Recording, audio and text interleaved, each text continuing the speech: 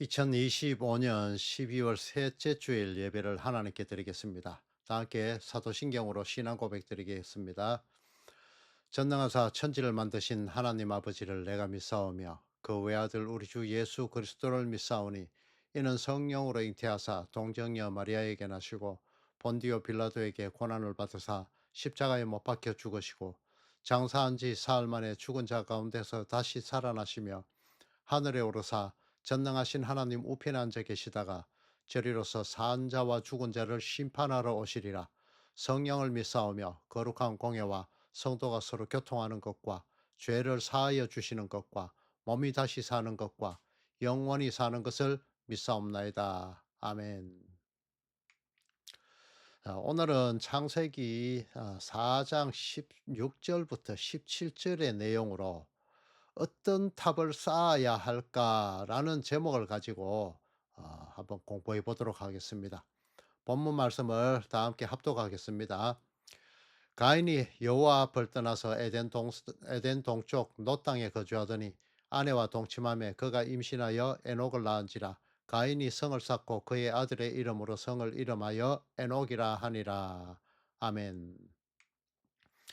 자, 성도 여러분, 한 주간도 하나님께서 내 안에 거하시면서 나의 삶의 탐욕과 욕망들을 잘라내시고 나의 나됨은 나의 공로로 인함이 아니라 오로지 주님께서 주시는 은혜임을 깨닫도록 하시는 그 삶의 현장 속에서 살아내셨습니까? 혹시 이 삶이 괴롭고 힘들게 느껴져서 스스로 마음의 성을 쌓고 오히려 하나님을 대적하면서 사시지는 않으셨습니까? 오늘 창세기에 기록된 그 가인이 쌓은 에녹성 역시 하나님의 명령을 떠난 자들의 마음의 상태를 그려놓은 것인데, 그 탑이 어떤 의미가 있는지, 그것과 우리네 인생들은 어떤 유사점을 가지고 있는지, 이것들에 대해서 한번 살펴보고자 합니다. 먼저 창세기 2장 8절 이하의 말씀을 보면은 하나님은 시점인지 그 기준은 어느 지점인지 그 기준은 나와 있지 않지만은 아무튼 어떤 한 에덴의 동쪽에 동산을 가꾸어 놓으셨습니다. 그리고 그곳에 아름답고 맛있는 열매가 열리는 나무들을 많이 나게 하셨죠.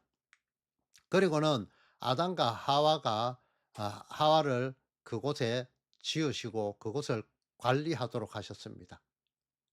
아담과 하와가 하는 일 없이 매일 놀고 먹도록 한 것이 아니라 하나님께서 만드신 그 동산에서 농사를 짓고 그 동산을 돌보도록 지키도록 그렇게 명령하였습니다. 그리고는 한 가지의 율법을 주시지요. 선악을 알게 하는 나무의 열매는 먹지 말아라. 그것도 동산 중앙에 위치한 것. 이렇게 나오죠. 이 선악을 알게 하는 나무의 열매가 평소에는 그들이 보기에는 아무런 그들에게 마음의 동요를 일으키는 문제가 일어나지 않았습니다.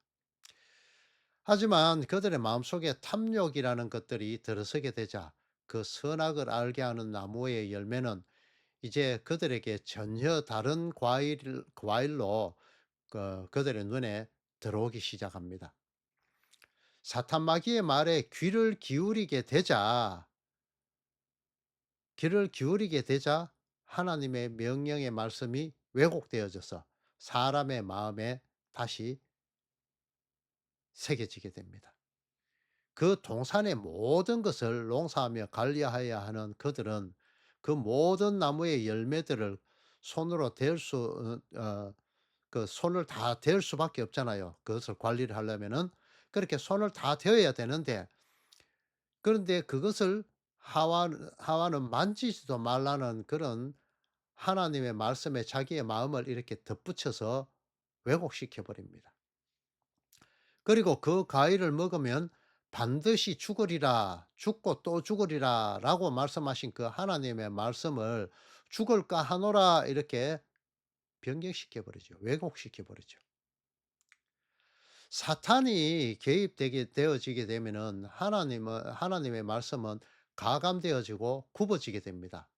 신명기를 보면요, 여러 군데 너희는 말씀을 가감하지 말라고 이렇게 계속해서 나오거든요. 언급되거든요. 성경 말씀을 가감하는 그 자체가 바로 죄악이라는 것입니다. 자, 예수님께서 40일 금식하신 후에 그 사탄이 다가옵니다. 그 유혹은 실제로 참 매혹적이었을 것입니다. 먹음직도 하고 보암직도 하고 세상을 향해서 지혜롭게 할 만큼 탐스럽기도 할 만큼 그렇게 유혹적이었습니다. 첫 아담이 하나님의 명령을 지키내지 못한 그것을 둘째 아담으로 오신 예수님은 하나님의 그 명령, 하나님의 말씀으로 완전하게 그것을 이겨내고 지켜내셨습니다. 이것이 바로 첫 아담과 둘째 아담의 차이인 것이죠. 실제로 먹기 좋고 보기 좋았던 그 과일들은 에덴 동산에 지천에 널려 있었잖아요. 사탄은 하나님의 계명을 어기도록 하기 위해서 유혹의 멘트를 날리니까 아담과 하와의 마음속에 탐욕이라는 것이 싹트기 시작합니다. 반드시 죽게 된다는 하나님의 말씀에 대항하는 마음을 갖게 되고 하나님과 같은 존재, 그러니까 하나님이 되고자 하는, 스스로가 하나님이 되고자 하는 그런 마음에서 하나님을 대적하는 자리에 서게 된 것이 바로 아담과 하와의 모습입니다. 자신의 나약함, 낮은 자의 자리, 흙의 자리가 자신의 부끄러움의 자리가 되어서 그들은 무화과 나무 잎으로 치마, 하고르를 만들어서 하나님과 전쟁을 준비하게 됩니다. 이것이 구약 전체의 내용, 아니 모든 인류의 마음의 상태를 대변해 줄 수 있는 그런 내용일 것입니다. 사람이 만들어진 근원이 흙임에도 그 흙이 되기 싫어서, 그 죽은 존재가 싫어서, 나도 살아있는 존재, 나도 힘이 있는데 왜 하나님만 힘 있는 존재야? 이렇게 말이죠. 이렇게 싫어서 그것이 부끄러움이 되었던 것이 아담과 그 후손들이 품은 마음이라는 것이죠. 그래서 아담과 하와는 하고르를 준비하여서 하나님을 대적했습니다.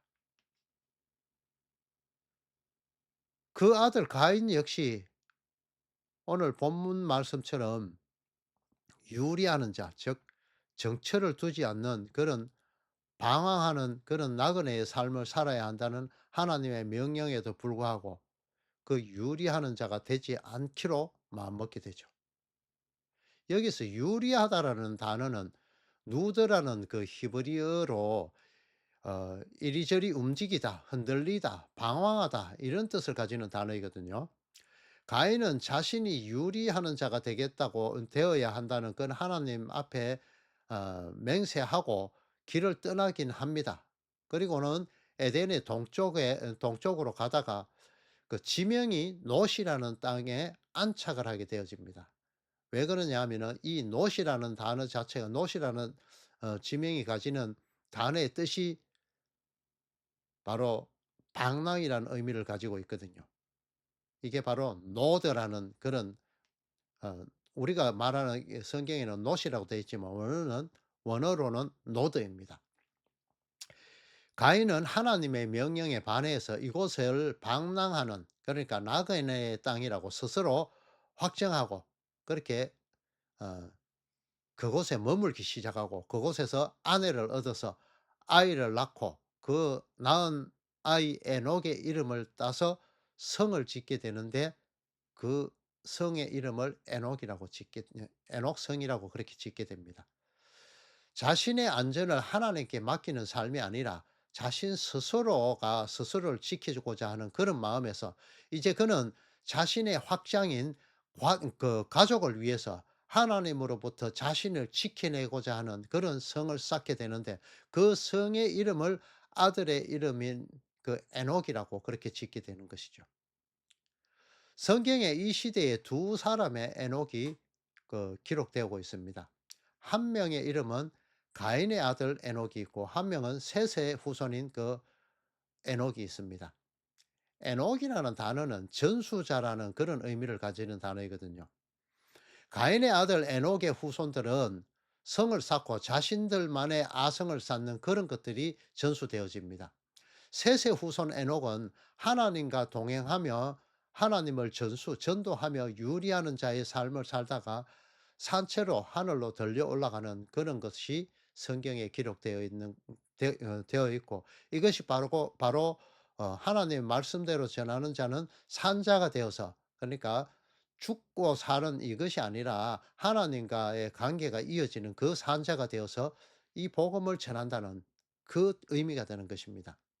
이러한 성쌓기, 나 자신 스스로 나 지키기에 빠져 있던 하나님을 대적하는 그런 성을 쌓고 사는 가인의 후손들의 삶은 결국 죄악으로 점철되어서 하나님의 심판의 날을 피할 수 없게 되었고, 하나님은 물로 세상을 심판하게 되는 그런 지경에 이르게 되죠.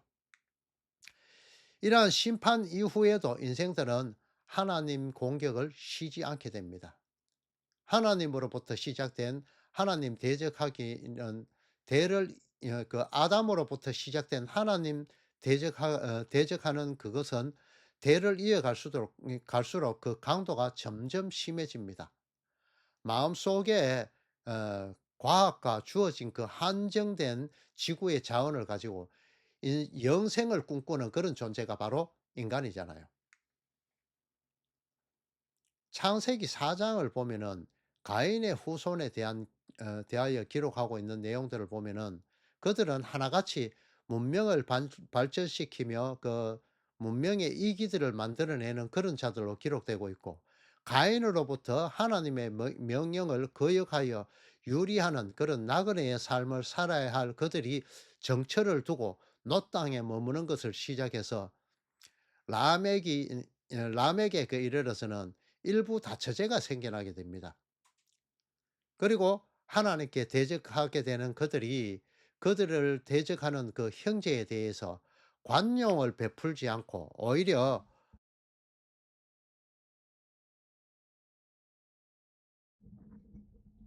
그들은 하나님을 대적하게 되고, 그들이 오히려 하나님의 그 만드신 형상들을 죽이는 그런 지경에까지 이르게 됩니다. 이와는 반대로 창세기 5 장에 기록된 계보를 보면은 이것이 셋의 계보가 아니라 아담의 계보라고 이렇게 기록된 것을 볼 수 있습니다. 바로 하나님께서 처음부터 원하셨던 인간의 모습들이 이 모습들이라는 것이죠. 셋의 후손들. 아담으로부터 시작된 계보에서 가인의 계보는 없고 셋에 대한 그런 계보만 이렇게 기록되어 있는 것을 볼 수 있습니다.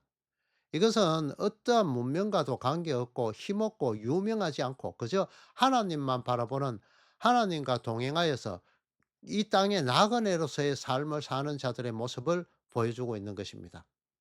그냥 살다가 자녀를 낳고 죽었다라는 것 이외에는 기록되지 않은 것을 볼 수가 있죠. 이것이 모세의 의도적인 기록 방법이 아니겠습니까?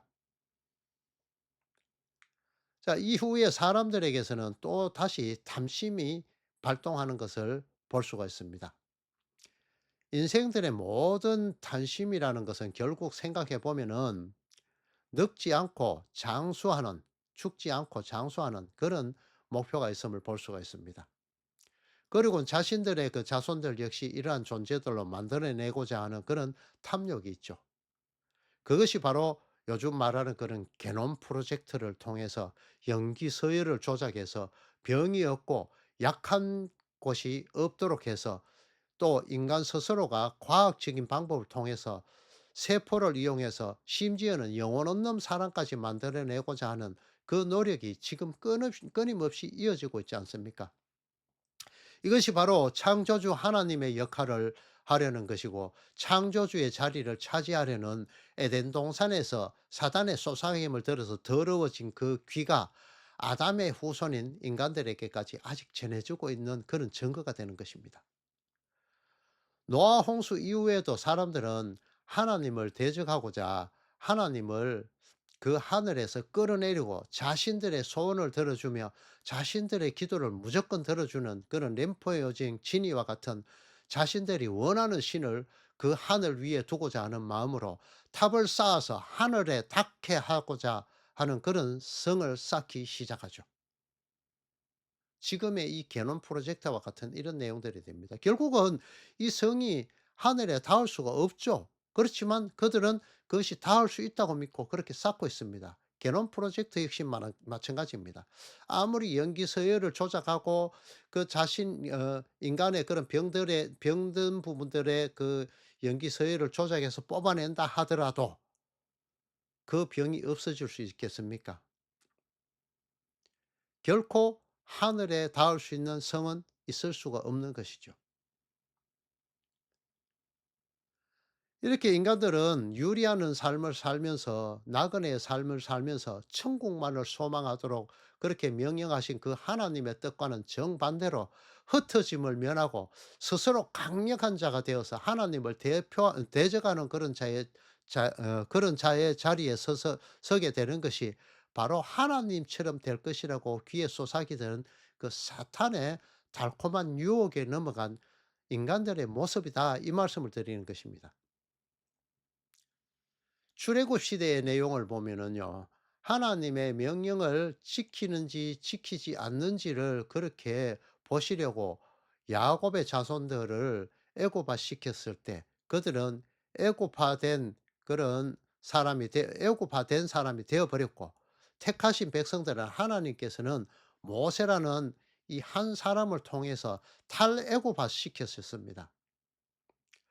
그러나 애고바 된 그들이 하나님을 생각하며 스스로 만들어낸 것은 애고바 되었던 그들이 평소에 보고 배워왔던 모습인 인간들과 동등하고 인간의 모습에 그 눈에 보이는 자신들의 탐욕의 소원을 들어주는 금송아지를 만들어서 만드는 그런 불순종의 그런 탑을 쌓아왔습니다.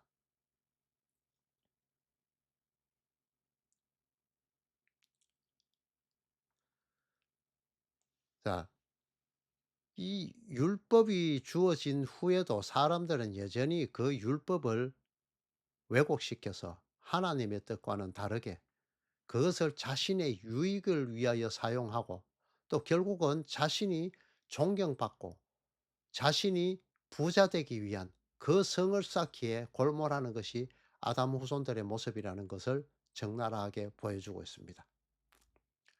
예수님께서 이러한 탑을 쌓는 인생들 가운데 오신 것이 바로 성육신 예수님의 초림 사건이죠. 인생들은 참 빛이신 그분이 오심을 원하지 않았습니다. 여전히 자신들의 인생 탑 쌓기에 여념이 없었죠. 율법 지킴의 본산이라고 볼 수 있는 예루살렘은 예수님에 의해서 여지없이 애굽으로, 바벨론으로, 소돔과 고모라 취급을 받는 곳이 되어버렸습니다. 그 행위 율법화된 예루살렘의 현 상태를 지적하시는 장면이 누가복음 10장 30절에서 37절에 기록되어 있는 것을 볼 수 있습니다. 어떤 사람이 예루살렘에서 여리고로 내려가다가 강도를 만났는데 누가 그 강도 만난 사람의 이웃이 되었는가라는 예수님의 그 비유의 말씀의 기록이죠. 제사장과 레위인은 율법 자체에 부정한 자를 가까이 할 수 없었기 때문에 그들은 지나가는 그런 모습을 보여주고 있죠. 열심히 율법을 잘 지키고 있습니다. 그들은 그러한 율법 지킴을 빙자해서 자신의 이웃이 죽게 되어도 자신에게 유익이 되지 않음을 직감하고 그대로 강도 만난 그의 시체와 같은 이웃을 돌아보지 않았습니다. 긍휼을 베풀지 않았다는 것이죠. 긍휼이 먼저인데 말이죠. 이들은 어쩌면 율법을 왜곡하여 가르쳐서 만신창이 되고 급한 죽어가도록, 여리고가 되도록 그 사람에게 있어야 할 그 생명의 말씀이 흘러가야 할 그것을 빼앗는 그들 자신이 강도였다는 것을 말하는 것일 수도 있습니다. 제사장과 레위인은 자신이 쌓은 그 가짜 거룩이라는 율법 행위의 그 율법 지킴의 행위가 그 인생에 있어서 자신들의 공적이고 자신의 탑이고 자신의 쌓은 성이었습니다. 나는 율법을 잘 지켜 이만큼 거룩하고 이만큼 신실하고 하나님을 잘 아는 사람이야. 하나님 말씀 잘하는 사람이야. 이렇게 말하고 있지만 그들이 바로 강도 만난 사람이다라고 이렇게 말하고 있는 것입니다. 사탄의 소상임이 하나님의 말씀을 강도 당하여서 탐욕의 성을 쌓고 있다라는 그런 말씀을 드리는 겁니다.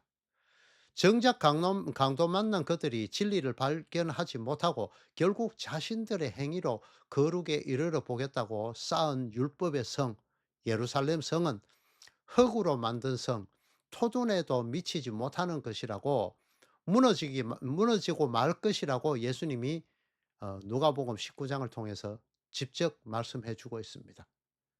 결국 하나님을 대적하던 여리고 성과 같이 무너지고 말 것이라는 거죠. 아무리 인생들이 견고하게 쌓아난 그 성이라 할지라도, 여리고 성이라 할지라도, 바벨 성이라 할지라도 토둔에 불과하다는 것이죠. 성도 여러분, 교회에 다닌다고 다 성도가 아닙니다. 성경을 본다고, 성경을 끼고 다닌다고 해서 다 예수 믿는 사람이 아니라는 말입니다. 나 자신 스스로의 그 행위로 구원을 얻을 수 있는 것이 아니라 하나님의 뜻대로 행하는 자, 창조주께 그 선을 행함을 의탁하는 자가 하나님 나라이며 하나님 나라에 들어갈 수 있는 자가 되는 것입니다. 인생 스스로의 탑을 쌓는 자가 아니라 예수님이라는 그 반석 위에 성을 쌓는 자가 천국에 들어갈 수 있는 자가 되는 것입니다. 인생이 쌓아야 하는 성은 이 세상의 그 부귀와 영화라는 그런 성이 아니라 하나님 앞에 죽은 흙의 존재, 먼지가 풀풀 나는 에스겔서에 나오는 그런 마른 뼈의 상태임을 깨닫고 하나님께서 주시는 이른 비와 늦은 비, 그리스도의 은혜를 구하여서 하나님의 그 생기를 구해서 비로소 그 생기가 임해질 때 산자가 되어지고 그로 인해서 성전의 기둥으로 세워져 주게 되는 것입니다. 성도들의 앞에는 많은 시험과 환란이 있게 됩니다. 결코 가볍지 않은 시험이지만 이기지 못할 시험은 하나님께서 주시지 않는다고 하셨습니다. 창수가 나고 바람이 불어서 서 있을 수 없을 정도로 몰아치는 것이 바로 인생에 다가오는 시험입니다. 하지만 그리스도께서 성도들의 그 탐욕이라는 죄악을 잘라내시는 그 선한 싸움을 싸우시면서 세상을 바라보는 눈이, 구원이 그리스도께 있음을 깨닫게 되어지고 이제 성도를 위해서 싸우는 우리 대장 되시는 예수 그리스도, 그분만을 바라보도록 하시는 그 싸움에서 나의 욕심과 정욕과 세상을 향한 그 탐욕의 그 비계 덩어리들이 내 몸에서 잘려져 나가는 그 고통을 겪게 되는데 그것을 견디도록 하시는 겁니다. 이것이 바로 성도의 인내인 것입니다. 이렇게 택함 받게 된 성도, 복된 성도들은 이제 두 번 다시 성전에서 나가지 않게 됩니다. 반석이라는 그리스도 위에 성전의 기둥으로 세워져 천국이 되어지는 것이기 때문에 절대 나갈 수가 없는 것이죠. 왜? 그리스도와 하나 되었기 때문에 말이죠. 예수님이 천국에, 머리이신 예수님이 천국에 있기 때문에 우리는 몸인 우리가 지옥에 갈 수가 없게 되겠죠. 이것이 바로 구원의 메커니즘이죠. 사람은 어려서부터 생각하는 것이 악하다고 그렇게 어, 창세기에 기록해 놓은 것을 볼 수 있습니다. 하지만 나의 이 노력이 1%만 이 구원에 가미된다면은 이것은 바로 죄악으로 치닫게 되는 그런 결과를 낳게 됩니다.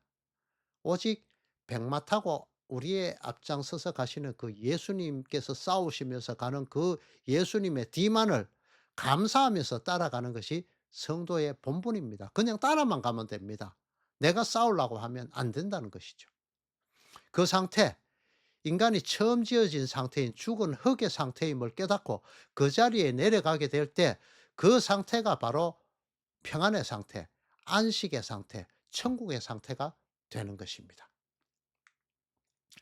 자, 성도는 이 유한의 세상을 살아가면서 이러한 성도만이 쌓을 수 있는 성을 쌓는 그런 삶을 쌓게 될 것입니다. 나의 힘과 노력에 의한 것이 아니라 그리스도의 열심과 노력에 의한 그 성 말입니다. 모든 것을 하나님께 맡기시고 예수님께서 백마 타고 지나간 그 좁은 길, 그 길로 조용히 감사하며 따라가는 것이 성도의 삶입니다.